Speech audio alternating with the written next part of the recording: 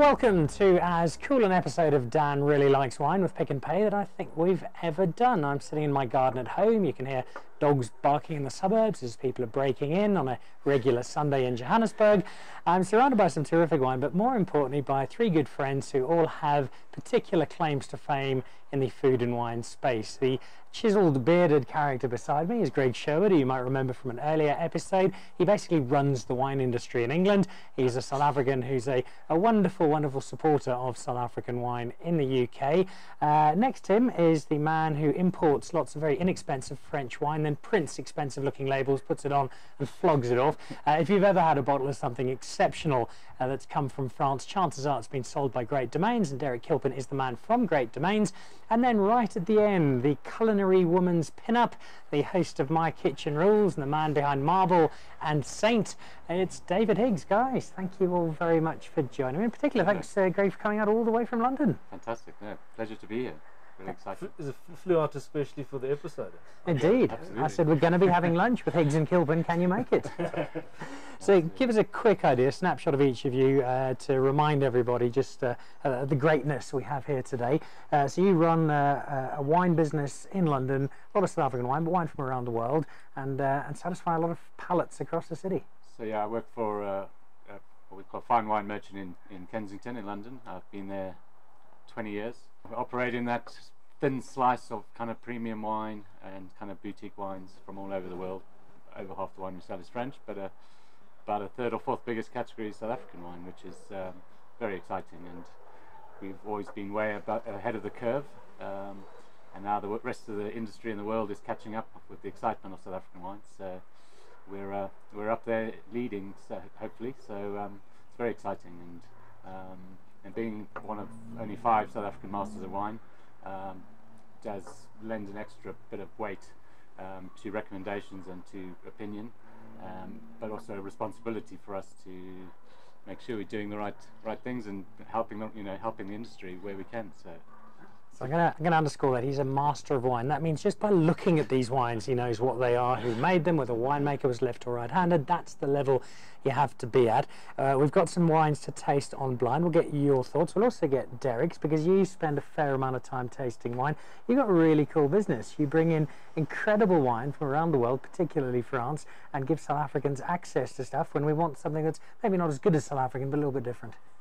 Yeah, I mean, not as you say, sort of, we've got a company, Great Domains, not as old as Greg's, in the sense that we've probably been going 20 years, and yeah, with the very simple goal of trying to import and establish relationships with people who run the finest estates, certainly in Europe, and as you say, bring it on into South Africa, put it onto tables for people to enjoy and have conversations about, and yeah. So we're in a privileged position to do what we do and have lots of fun doing it. Mr. Higgs, you'd have a fair amount of the Great Domains product come through, and it's nice to give people that option. They can taste some great South African, but also taste some top stuff from the rest of the world. Absolutely. I think a lot of people can't travel. A lot of people don't travel. A lot of people don't get exposed to these wines, and it's lovely to compare. You have a bottle of South African. Very rarely do people spend the whole night drinking French wine, but it's nice to splash out every now and again and to compare it. And that, I mean, you're not going to embarrass me by trying to force me to blind taste those wines, because I wouldn't know where to start. But what I can say is that it's lovely to be able to compare wines, and that's I love doing it. And then having a guess where it's from. Good. So the purpose of today effectively is to showcase how 3 people, I know what these are, these guys know far more about wine than I do, to try them to have a bit of a guess. It's not too important if you get it right or wrong, but just to showcase that whether you've got a very refined palate or you're just entering the world of wine, that anybody can get it a bit wrong or a bit right. As long as you're enjoying it and having fun with it, then that's the real treat. And we'll get some suggestions from David as to exactly what you should be eating with these particular wines. Okay, so I've got some glasses here. I'm going to just pop them there and pass them down, if you will, and I'll let you guys serve yourselves. So the first wine, not surprisingly, will be a white wine, and as we pass it down, just from the colour of this, Greg Sherwood, what's it saying to you other than Russian athlete's urine sample? So I mean, colour, could be showing age, or it could be showing style. I like a sweet wine, but I presume we wouldn't start the tasting off with a sweet wine. Ah, you never know, Greg Sherwood. But normally it would indicate a bit of bottle age, or it could indicate that it's been oaked. So age or style primarily. All right. Derek, on the nose, what are you picking up there? Let me give it a bash first, and so of course we always give it a good swirl just to aerate. I mean, these are in decanters. I don't know how long they've been in, but They've been out for about an hour, but I very deliberately not tasted any of them. Yeah. So there's a chance that one or two of them might not be in perfect condition. I just wanted to make this as realistic as we could. well, I mean, just from a nose point of view, and I think what you say is when you're having wine like this and you don't know what it is, it's the great equalizer in wine is blind tasting. But I think just from a nose point of view, which was the original question, for me, probably picking up a bit of age in terms of what's in the glass requires probably a bit more analysis. But already there's age for me. But I don't know if the master agrees. It's porty on the nose. There's a kind of lanolin kind of note, and I also pick up a little bit of this kind of grassy white pepper spice, which could indicate something like an older Sauvignon, or maybe even a Semillon, or a Sauvignon Semillon. David, you're looking very unimpressed with this particular wine. Yeah, I am actually. I didn't say I liked it. Got flat on the palate, and I can't. It's obviously delicate, but I can't pick it up at all. Can't pick it up.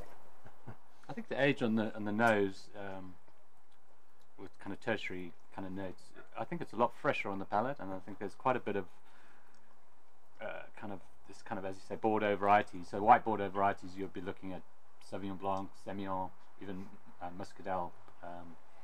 Not as in the same variety, sweet variety, but and they all add different kind of dimensions. So this, I would have thought, could be a blend, or it could be. It's got a lot of complexity and a lot of glycerol weight there, and I think to me it feels a little bit more like a blend, like a Bordeaux blend, but it could well be a high quality Sauvignon Blanc. We're putting you in particular to the test. Would you throw a year at it? Has it been aged properly in your garage or in a nice cellar?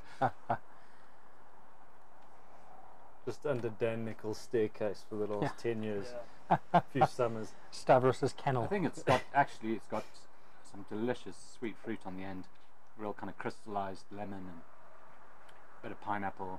I think the palate is a lot more youthful than the nose, suggesting maybe give it a bit more air and it will open up. Vintage, if it's, I would say it's should be at least 10 years old, if not more. And French, South African, German, Bosnian, the small little known vineyards of Peru. I'm thinking if it's not South African, then French. All right.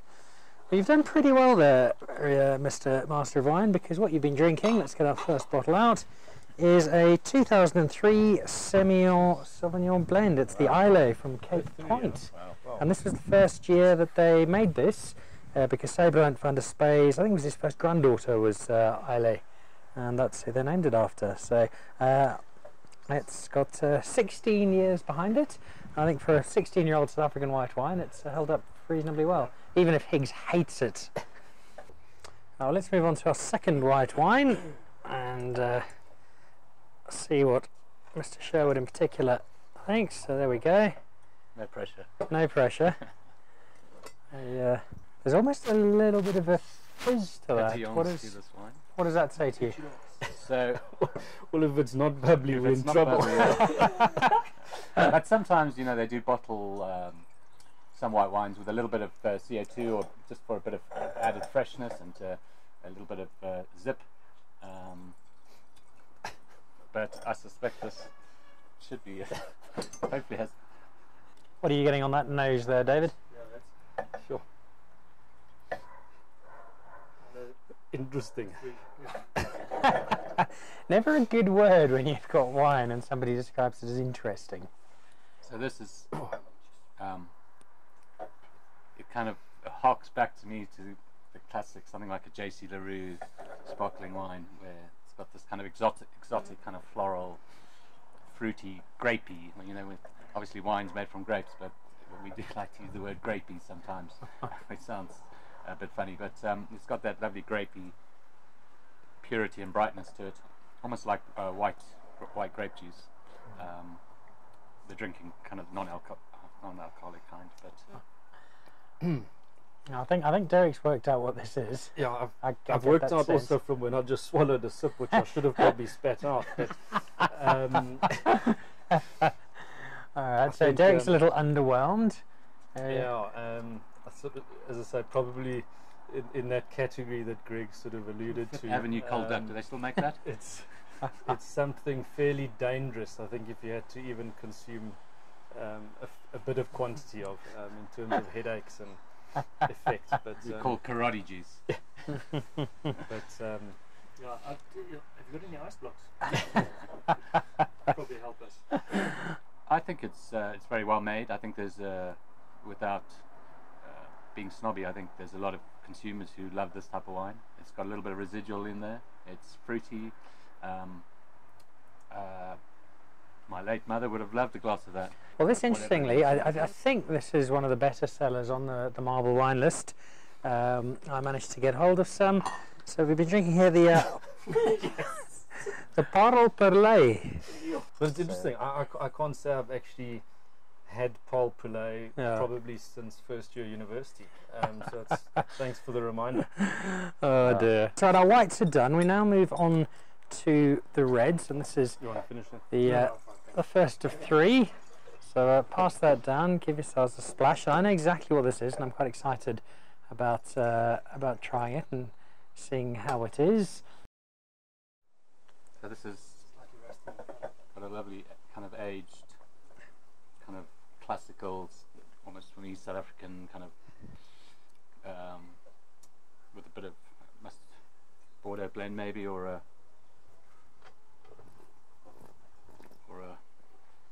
certainly it's not a bit of age there. You're getting some nice tertiary kind of earth and tilled earth and leather and kind of brambly fruits with that kind of Tilled earth. I haven't had tilled freshly earth. I tilled like earth. that. Yeah, not like tilled earth that's been tilled a few days ago. It's very, very much like earlier today. Yeah. That's a lovely nose, though. Oh, But then there's a bit of that fruit and sunshine. Almost reminds me of some of the kind of like an Australian with a bit of age.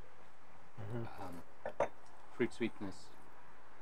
Taste the sunshine on the grapes. I wouldn't say eucalypt, but there's almost a slight minty chopped chip blackberry kind of little twist there. I think that will be lovely. We do, however, serve it with the lovely potato bake, essentially. yeah. There's a slight bit of sardine added to it. Really? And sardine. Just anchovy. Anchovy. Anchovy, I can understand. Sardines. One of the chef's two secret ingredients: anchovy and chicken stock. You can add it to anything. Yeah, exactly. It's crazy. But the secret's There out you there. go. Yeah. David Higgs's trade secret uses sardines with his game. Cab Shiraz. That's an interesting Derek? call. I think, it's first of all, from an actual wine point of view, I think it's a really solid glass of wine. A relief after the previous, excuse the summary of that one, but no, I think it's, as I said, it's also got a bit of age, so it's showing that interest where you've sort of delved into those sort of tertiary aromas. Drinking really well now, so that's why I'm intrigued to know what the vintage is. I think it's in a really good space, and it's not in that space which often happens with wine where it's maybe drunk a bit after that sort of nice open window of drinkability. So I think it's in a nice sweet spot in terms of where it is, and also think that it's somewhere in that Bordeaux space. Greg mentions the Shiraz in there, which has made me think now. Just there's a bit of spice and brambly. But the fruit for me is a big thing, where if this wasn't sort of New World wine, I'd be very surprised. If it was something from the Old World, it would be a surprise. So. Okay, so we've got a cab Shiraz. Even Nas Buerta doesn't evade questions quite as well as you just have there, Derek, in terms of a final answer. Well, you've kind of copied the other guys with your assertions. Well, I'm afraid nobody's quite right there, because what you've actually been drinking, it is South African. It's David Finlayson's Pinot Noir, his Cape Winemakers Guild from 2009. not many people I would have shared this bottle with, but No. the three of you Very fit kind. into that category. Oh, thanks. There is a spittoon, as you can see. I very much doubt anybody's going to be using it for this particular glass. But but it was when David said about what he'd pair with this, a nice game dish. I mean, everything we were saying was right, but just maybe we're just thinking in the wrong lobal cortex, you know. But we would game dishes. We had the descriptives all right, but And even the colour, you know, and I guess is that the age that Well, is deepened, or Well, if it's Pinot, it should be getting lighter. Yeah, that's what I'm saying. I had a 2012 La Vierge on Thursday night, and that was the colour of rust. Drank delightfully, but it was nowhere near as dark as this particular wine. That was no idea, was it? No. But of course, this will be David's, some of his, Peter, sorry, some of his best barrels, which may go into things like his Tete Cuvée, and then this is a selection over and above that. So this is the best of the best, and if there's anything the Cape winemakers do properly, and they make wines that really do age well. Now this one's really interesting, and I'm fascinated to see what you guys come up with on this. And I'll give you a very, very, very small clue, in that it's a wine I've never tried before. You haven't had this wine or this variety? You've had, but not just this wine. It's cheating, I think. You must Ah, 'Cause to me, CSI Sherwood. to me, this smells like classic Merlot. You know, kind of real black plums, and you get that spice, and quite plump on the palate as well. You're obviously thinking very young there, Derek. So I don't think it's older than 5 years old. It's sort of in that. Bit of oak on there, maybe It's 16, quite plush. 14. Yeah, maybe even a 15. I don't know. We haven't discussed the country yet, but it wouldn't be out of place in South Africa. I don't think in terms of this level of fruit. Somewhere like Chile, Well, Chile and Merlot, you know, certainly New World. I would have thought. When I say South Africa, I think that's the most important part. I don't think it's old world. It's somewhere where the sun shines a lot more than it does. David, is there a meal springing to mind here? I'm just trying to get my head around the wine first. All right, so you're thinking straight Merlot, probably South African, but possibly Chilean. Okay. Derek, you normally wait to hear what everybody else says and then pretend that you've got the same. You tested my diplomacy skills today. You failed several times already. No, I mean I'd go. For me, it's South African. It's 3 or 4 years old, and it's a Bordeaux varietal. I mean, it could well be 100% Merlot, but I think it could also be a bit of a blend. But something young, and I'm interested to know where it fits in terms of the hierarchy, because I think it's a well-made wine. It's tasty, it's juicy. I don't maybe get the extra layers of complexity on this. So I think it's something well-made. It's a good wine, but maybe middle not. Yeah, something like that. Maybe not that one you're going to put in the cellar for 20 years. So could be wrong. David, would it change your opinion if I told you that this retails at 457 around the bottle? Shit. He likes it now. Yeah. No, I mean, you can see I He's going back into the kitchen to get some nice big piece of meat out now. I've really been trying to figure this out, and I'm actually a little bit lost. I must be honest, I'm quite stumped. Well, that's happy to leave that there. I'm quite interested in what you came up with, Greg, because it is a South African wine, but it does have a very strong link to Chile, because it's one of the very few versions of this wine that you won't find in Chile. It's got to be. Of Carmenere. Carmen, yeah. Oh, my word, okay.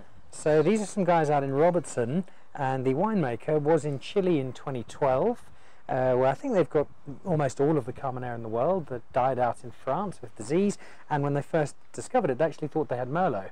And it was only when they did some testing they realised Carmenere. The winemaker was there, I think 2012, with her husband, tried it, said I love this, brought it back to South Africa, and Lözarn, which is German for Lucerne, which was the home of the maternal grandmother of the current generation. She lived there during World War I, named the farm they're at Lözarn, and this is their Carmenere, which I hadn't tried. I'd never tried a Carmenere before. And so that, gentlemen, is what you were drinking. Very interesting. Here's the last one. As you can see, it's got a fair amount of sediment to it. I think I don't want to interrupt your No, flow, please, my but friend, you carry on. it's and as soon as you enter this sort of age of wine, it gets quite interesting. So I think without following after Greg, it's got that Bordeaux style and something with quite a lot more age than we've had with the previous wines. I haven't tasted it yet, but it smells like it's in a... It's kind of the colour that you would have expected that Pinot Noir to have got to, being 10 years old. It's got that slightly rustier look to it. I mean, this has got quite a lot of fruit mass on it, so I would maybe be erring towards South Africa. Okay. But it's not beyond the realms of possibility of being maybe a plumper right bank. I get a bit of tomato leaf and a bit of kind of that aged. How do you know, out of interest, what tomato leaf tastes like? Well, haven't you eaten one? Never. You should try. The nose was very confusing. Didn't, but surprised on the palate. You know, even looking at the wine, you think just okay, it can't be. I struggle to see it being a South African wine because it's, you know, sometimes when the South African wines are this old, they don't, you know, the fruits are sometimes gone and so I'm not going to go South African. I don't. I'm not going to say anything else. I don't really know what varietal, but I've tasted a lot of old South African wine, and I have, you know, yeah. I don't know. Derek? No, back to what I said in the beginning. I mean, you got to put your have a go. So I mean, I think it is South African. I think it's Bordeaux blend, and I think it's from the 80s. That's my guess. Okay, no problem. It's wearing pop socks and dancing to the sounds of Bananarama. Final call here in 7,000 words or less. I'd say late 80s, maybe early 90s. Maybe early 90s. I don't think it's as old as Derek Okay. says. So David thinks it's a Pakistani Shiraz. The other two reckon it's South African wine, 80s and possibly even older. Well, our final bottle of wine is made in part by, well, not made by him, but it's his label, a good friend of mine, Mr. Ernie Els and Mr. Jan Engelbrecht, the 2003 Engelbrecht Els. So you got the big Bordeaux blend correct, but perhaps a little younger than you might have expected. So there we go, from South African Chef of the Year David Higgs, from Wine Importer Extraordinaire Derek Kilpin, from Master of Wine Greg Sherwood, and from myself, Dan Nicol. Dan really likes wine. Don't forget to jump online at Pick n Pay if you're looking to do some wine shopping, and we'll see you again next week. Cheers.